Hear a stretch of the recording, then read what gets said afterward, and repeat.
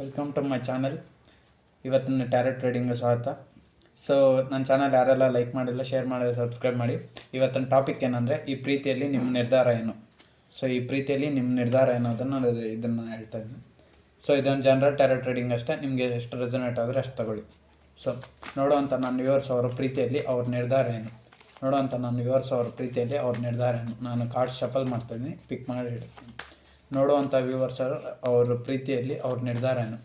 ನನ್ನ ವ್ಯೂವರ್ಸ್ ಅವ್ರ ಪ್ರೀತಿಯಲ್ಲಿ ಅವರ ನಿರ್ಧಾರ ಏನು ತಗೊತಾರೆ, ಅವರ ಒಂದು ನಿರ್ಧಾರ ಏನು.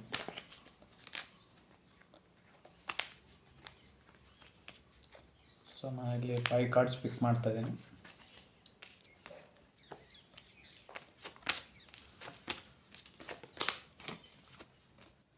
ಸೊ ನನಗೆ ಈ ಕಾರ್ಡ್ಸ್ ಪ್ರಕಾರ ಏನು ಅರ್ಥ ಆಗ್ತದೆ ಅಂದರೆ, ಸೊ ನೀವು ನಿಮ್ಮ ಪ್ರೀತಿಯಲ್ಲಿ ಕಳ್ಕೊಂಡಿದ್ದೀರ. ನಿಮಗೂ ಮತ್ತು ಅವ್ರಿಗೆ ಲಾಂಗ್ ಡಿಸ್ಟೆನ್ಸ್ ಮತ್ತು ಸಪ್ರೇಷನ್ ಇದೆ.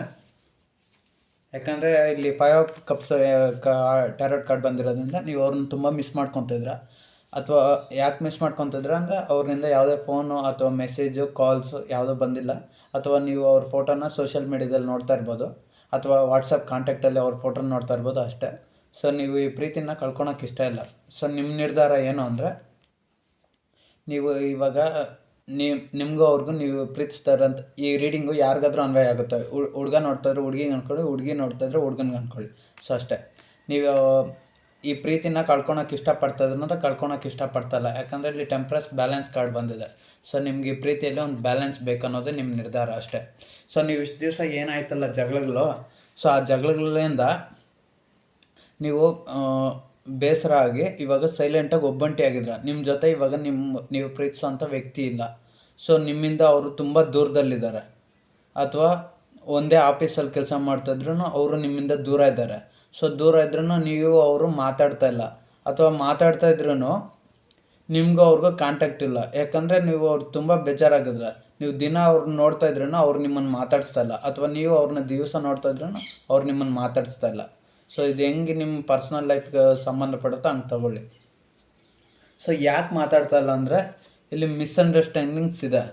ಮತ್ತು ಅವ್ರ ಲೈಫಲ್ಲಿ ಬೇರೆ ಒಂದು ಪ್ರಾಬ್ಲಮ್ಸ್ ಇರ್ಬೋದು. ಅಥವಾ ಅವ್ರ ಮನೇಲಿ ನಿಮ್ಮನ್ನು ಒಪ್ಪದೇ ಇರ್ಬೋದು, ಅಥವಾ ನಿಮ್ಮ ಮನೇಲಿ ಅವ್ರು ಒಪ್ಪದೇ ಇರ್ಬೋದು. ಹೆಂಗಾದ್ರೂ ಆಗ್ಬೋದು. ಅಥವಾ ಕ್ಯಾಸ್ಟ್ ಡಿಫ್ರೆನ್ಸ್ ಇರ್ಬೋದು, ಅಥವಾ ಏಜ್ ಡಿಫ್ರೆನ್ಸ್ ಇರ್ಬೋದು, ಅಥವಾ ಕಲ್ಚರ್ ಡಿಫ್ರೆನ್ಸ್ ಇರ್ಬೋದು. ಸೊ ನಿಮ್ಗೆ ಈ ಪ್ರೀತಿನ ನೀವು ಕಳ್ಕೊಳೋಕ್ಕೆ ಇಷ್ಟ ಇಲ್ಲ. ನಿಮ್ಮ ನಿರ್ಧಾರ ಏನು ಅನ್ನೋದು ಇವತ್ತಿನ ಟಾಪಿಕ್ ಅಲ್ವಾ. ಸೊ ನಿಮ್ಮ ನಿರ್ಧಾರ ಏನು ಅಂದರೆ, ಈ ಪ್ರೀತಿ ಎಂಡ್ ಆಗೋದ್ರೂ ನೀವು ಟ್ರಾನ್ಸ್ಫಾರ್ಮೇಷನ್ ತೊಗೊಂಡು ಮತ್ತು ಈ ಲೈಫಲ್ಲಿ ಬ್ಯಾಲೆನ್ಸ್ ತೊಗೊಂಬರ್ಬೇಕಂತ ನೀವು ಇದು.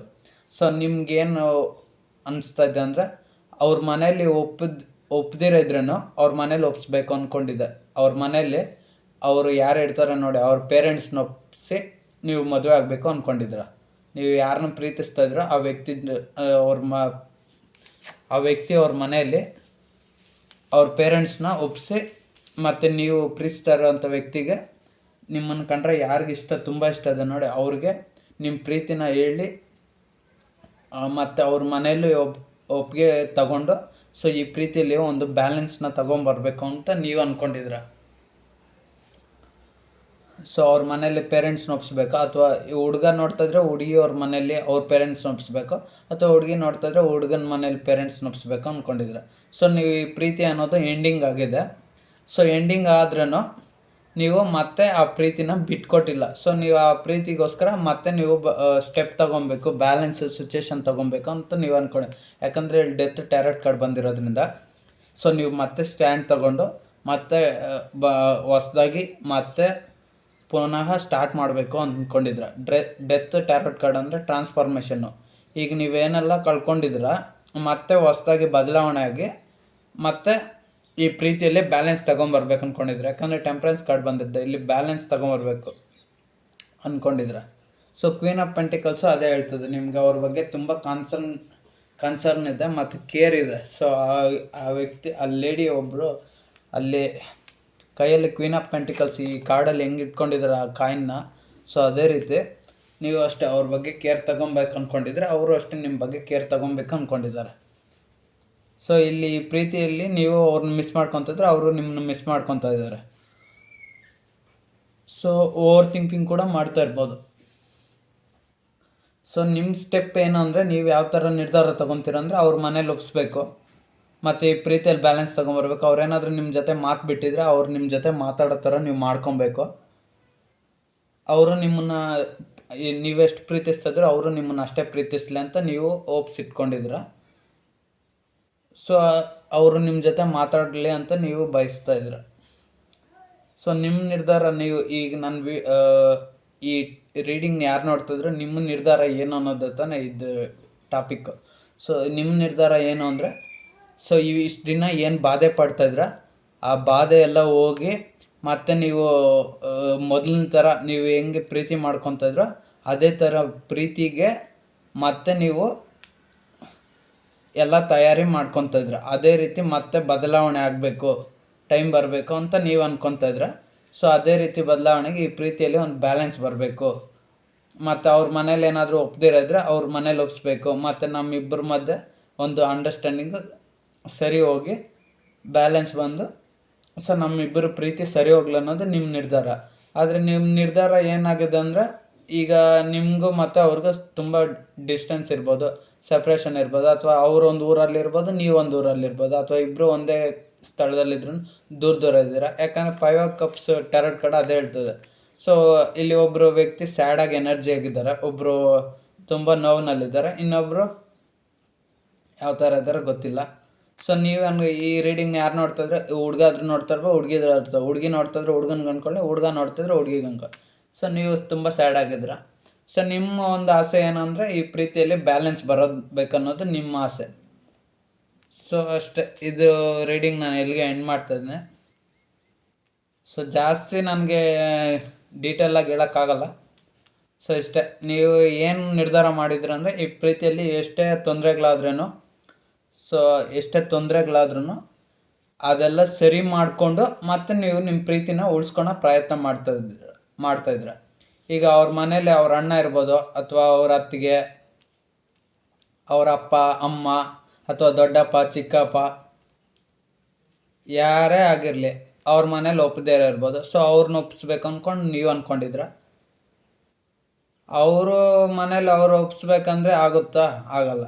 ಸೊ ಮೊದಲು ನೀವು ಯಾರನ್ನ ಪ್ರೀತಿ ಮಾಡ್ತಾಯಿದ್ರೆ ಅವ್ರನ್ನ ಬ್ಯಾಲೆನ್ಸ್ ಒಪ್ಪಿಸಿ ಮತ್ತು ಅವ್ರ ಮನೇಲಿ ನೀವು ಒಪ್ಪಿಸ್ಬೇಕಾಗುತ್ತೆ ನಿಮ್ಮ ಪ್ರೀತಿನ.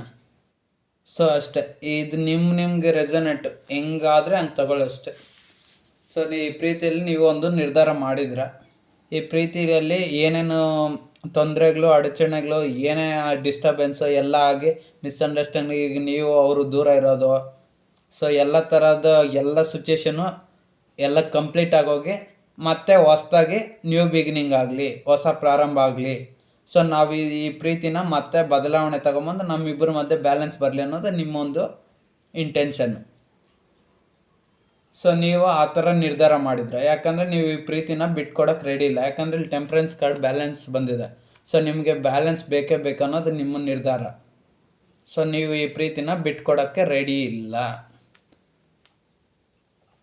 ಸೊ ಇದು ಇವತ್ತಿನ ರೀಡಿಂಗು. ಇಲ್ಲಿಗೆ ನಾನು ಕಂಪ್ಲೀಟ್ ಮಾಡ್ತಾಯಿದ್ದೆ. ನಾನು ಪೂರ್ತಿಯಾಗಿ ಡೀಟೇಲಾಗಿ ರೀಡಿಂಗ್ ಮಾಡಲ್ಲ. ಸೊ ಶಾರ್ಟ್ಲಿ ಹೇಳ್ಬಿಟ್ಟಿದ್ದೀನಿ. ಸೊ ಅಷ್ಟೇ, ಟೆಂಪ್ರೆನ್ಸ್ ಕಾರ್ಡ್ ಬಂದಿರೋದ್ರಿಂದ ನೀವು ಈ ಪ್ರೀತಿಯಲ್ಲಿ ಬ್ಯಾಲೆನ್ಸ್ ಬರ್ಬೇಕು ಅಂದ್ಕೊಂಡಿದ್ರೆ ಎಷ್ಟೇ ಕಷ್ಟಗಳು ಬಂದ್ರೂ ನೀವು ಟ್ರಾನ್ಸ್ಫಾರ್ಮೇಷನ್ ಬದಲಾವಣೆ ಆಗಿ ಈ ಪ್ರೀತಿಯಲ್ಲಿ ಬ್ಯಾಲೆನ್ಸ್ ತೊಗೊಂಬರ್ಬೇಕು, ಮತ್ತು ನಮ್ಮ ಪ್ರೀತಿನ ಸರಿ ಮಾಡ್ಕೊಬೇಕು ಅನ್ನೋದು ನಿಮ್ಮ ನಿರ್ಧಾರ. ಇದು ನಿಮ್ಮ ಫೈನಲ್ ಡಿಸಿಷನ್. ಸೊ ಈ ರೀಡಿಂಗ್ ನಾನು ಇಲ್ಲಿಗೆ ಎಂಡ್ ಮಾಡ್ತಾಯಿದ್ದೆ. ಯಾರಿಗೆಲ್ಲ ಇಷ್ಟ ಆಯಿತೋ ಅವ್ರು ಲೈಕ್ ಮಾಡಿ, ಶೇರ್ ಮಾಡಿ, ಸಬ್ಸ್ಕ್ರೈಬ್ ಮಾಡಿ. ಶೇರ್ ಅನ್ಬೇಡ, ಕಮೆಂಟ್ ಮಾಡೋಂಗಿದ್ರೆ ಕಮೆಂಟ್ ಮಾಡಿ, ಮತ್ತು ಸಬ್ಸ್ಕ್ರೈಬ್ ಮಾಡಿ. ಸೊ ನನ್ನ ಚಾನಲ್ಗೆ ವ್ಯೂಸೇ ಜಾಸ್ತಿ ಬರ್ತಾಯಿಲ್ಲ. ಎಲ್ಲರೂ ನೋಡ್ತಾರೆ ಚಾನಲ್ನ, ಬಟ್ ಆದರೆ ವ್ಯೂಸ್ ಬರ್ತಾಯಿಲ್ಲ, ಮತ್ತು ಸಬ್ಸ್ಕ್ರೈಬು ಜಾಸ್ತಿ ಆಗ್ತಾಯಿಲ್ಲ. ಎಲ್ಲ ಕಡಿಮೆ ಸಬ್ಸ್ಕ್ರೈಬ್ ಮಾಡ್ತಾರೆ. ಸೊ ಇದು ಇವತ್ತಿನ ರೀಡಿಂಗು. ಸೊ ನಿಮ್ಗೆ ಬಿಟ್ಟಿದ್ದು, ನಿಮಗೆ ಎಷ್ಟು ರೆಸನೇಟ್ ಆಗುತ್ತೋ ಅಷ್ಟು ತಗೊಳ್ಳಿ, ಇಲ್ಲಾಂದರೆ ಈ ವಿಡಿಯೋನ ಸ್ಕಿಪ್ ಮಾಡಿ ಅಷ್ಟೇ. ಇಷ್ಟ ಆದರೆ ಸಬ್ಸ್ಕ್ರೈಬ್ ಮಾಡಿ, ಇಲ್ಲಾಂದರೆ ವಿಡಿಯೋನ ಸ್ಕಿಪ್ ಮಾಡಿ ನೀವು ಬೇರೆ ನೋಡ್ಬೋದು. ಇದೊಂದು ಜನರಲ್ ಟ್ಯಾರೋ ಟ್ರೇಡಿಂಗ್ ಅಷ್ಟೇ. ಸೊ ನಾನು ಈ ವಿಡಿಯೋನ ಇಲ್ಲಿಗೆ ಎಂಡ್ ಮಾಡ್ತಾಯಿದ್ದೆ.